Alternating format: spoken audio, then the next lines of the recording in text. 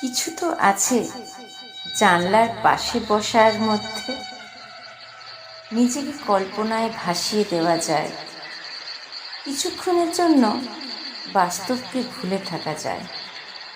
কত স্বপ্ন, কত আশা হাতছানি দেয় ট্রেনের এই জানলার ধারের সিটটাতে।